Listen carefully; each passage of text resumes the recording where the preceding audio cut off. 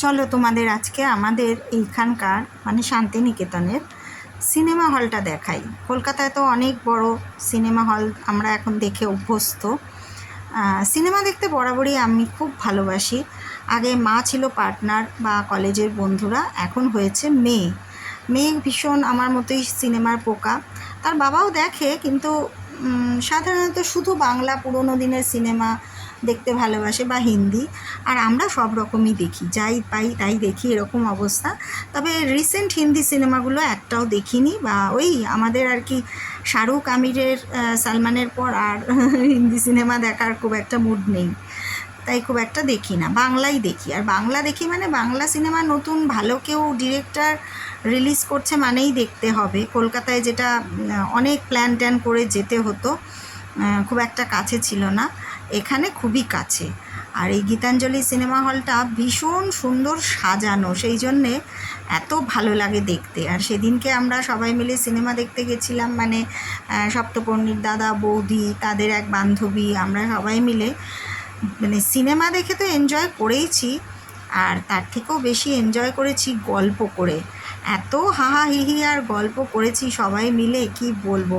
আবার পরে কি সিনেমা আসছে সেটাও এক ঝলক দেখে নিচ্ছিলাম, যে এরপরে ওটা দেখা যায় কি না। তো সেটা খুব একটা মানে আমাদের ভালো লাগেনি, মানে আমাদের মেজাজের সাথে খুব একটা মিলবে না বলে আর দেখিনি। আর হিয়াও না খুব ভালোবাসে, মানে এইরকম পরিবারের সবাই মিলে হই হই করে সিনেমা দেখা, কোথাও বেড়াতে যাওয়া। সেই জন্যে জেম্মা জেঠুকে পেয়ে আর কি ও ভীষণ খুশি। তারপরে সিনেমা দেখে বেরিয়ে হলের বাইরেও একচোট দারুণ মজা হলো, আনন্দ হলো।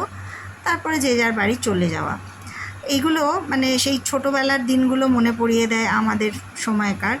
আমাদের সময়েও এরকম ছোটোবেলায় আমরা আমাদের এলাকার সিনেমা হল যেগুলো ছিল, মিনা, প্রফুল্ল, অনন্যা, পদ্মা, এগুলোতে সবাই মিলে সিনেমা দেখতে যেতাম। এমনকি পাড়ার সবাইও যেত, মানে আমাদের বাড়িটা তো পরিবারটা তো অনেক বড় পরিবার ছিল। পরিবারের মা কাকিমারা গেলে, আমি গেলে, বোন গেলে, সেটাই একটা বড় গ্রুপ হয়ে যেত। তাছাড়াও পাড়ার সবাই মিলেও সিনেমা দেখতে যেতাম।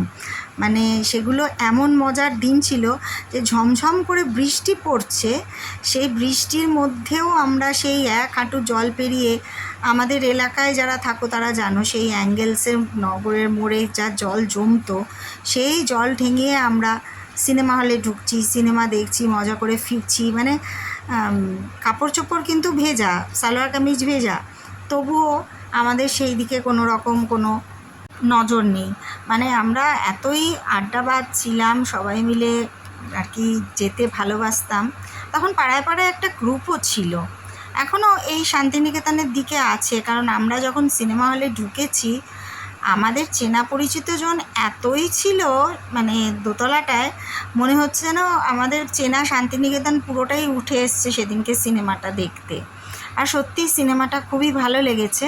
কিছু কিছু জিনিস মানে মনে হয়েছে এদিক ওদিক আর কি, একটু যেহেতু একটা রহস্যের গল্প, তো এই একটু এদিক ওদিক লেগেছে। আর আমি আর হিয়া ভীষণই বিদেশি এইসব সিনেমাগুলো দেখি, তো সেই কারণে আমাদের একটু মনে হয়েছে যেন নড়ে গেছে গল্পটা সেই জায়গা। তবে সেগুলো খুব সূক্ষ্ম, অত সূক্ষ্ম তো জিনিস তো কেউ ধরে না। তবে শিবপ্রসাদ বলেই হয়তো একটু আশাটা বেশি থাকে। যাই হোক, আমরা মজা করেই দেখলাম, গল্পটা এমন কিছু খারাপ না। আর সবথেকে ভালো লেগেছে সোহিনীদির অভিনয়, সোহিনী হালদার। ওনার তো অভিনয়ের কথা কিছু বলারই নেই, উনি ভালো অভিনয় করবেন সেটাই স্বাভাবিক।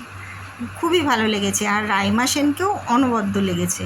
রাইমা সেনের অনেক সিনেমা আমরা দেখেছি, কিন্তু এই সিনেমাটায় রাইমা সেন ভীষণ ভালো লেগেছে। আর আমরা মজা করে খাওয়া দাওয়াও করেছি ওখানে গেলে, যেটা খুব ভাল লাগে গীতাঞ্জলিতে পপকর্ন খেতে। এমনকি আমি যখন সবার জন্য পপকর্ন আনতে যাচ্ছিলাম, তখন হিয়া পপকর্ন পেয়েই গেছে, বৌদির এক বান্ধবী এসে সবাইকে পপকর্ন খাইয়ে গেছে। যাই হোক, খুব মজা হলো। তারপর ঘরে ফেরার পালা, যে যার মতো আমরা টোটো অটো চেপে ঘরে ফিরে গেলাম। আর অনেকটা আনন্দ নিয়ে গেলাম, কবে আবার পরের সিনেমা দেখব সেইটারও একটু প্ল্যান ট্যান করে গেলাম। একসাথে যদি দেখা হয়, এর থেকে মজার আর কিছু হয় না। সবাই তো আজকাল একা, তাই না? এর মাঝখানে যদি আমরা সবাই একটু একজোট হতে পারি এক একটা বিশেষ দিনে, ভালোই লাগে। পরিবার তো সঙ্গে আছেই, কিন্তু পরিজনও দরকার, সেটাই বারবার মনে হচ্ছিল।